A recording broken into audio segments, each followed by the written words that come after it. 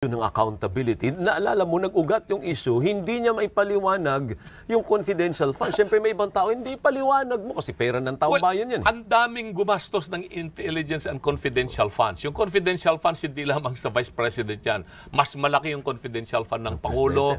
Iyan din ang dahilan kung bakit dinimanda nila noon si Pangulong Gloria Macapagal-Arroyo dahil sa confidential fund eh. At ako yung abogado doon. At alam mo, yung confidential fund talagang certification lamang yan ng Commission on Audit.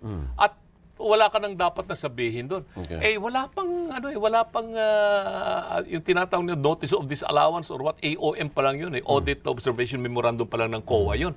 Makukumpleto yun. Pero pinalaki nila lang pinalaki. Marami akong kakilala ng mga government agencies na gumagamit ng confidential funds. Ano ang kanilang ginagawa? Ganun lamang. Pirma lang. Pirma lamang yan. Tapos, hindi yan binubuksan. Hindi na nila tinatanong kung sino ang binigyan mo yan. So, ang depensa mo is parang tinarget siya. Tinarget talaga siya. Dahil pinasama pinasama sa publiko na, may pera pala siyang tinanggap, bakit hindi niya ma-account? Sino bang gumastos niya? Paano niya ginastos? Ay, pero talaga namang may perang Talagang meron silang natanggap kasi 150 million. Inaamin naman nila, binigay sa kanila yon at ginastos nila, yung paliwanag nila.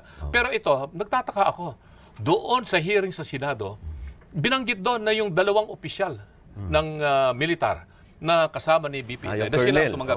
Bakit hindi sila pinatawag at sabihin kung paano nila ginastos? Sabi nila, hindi na kailang patawagin kasi meron namang internal process ang Armed Forces of the Philippines. Okay. Sige. So, yun yung mga issue.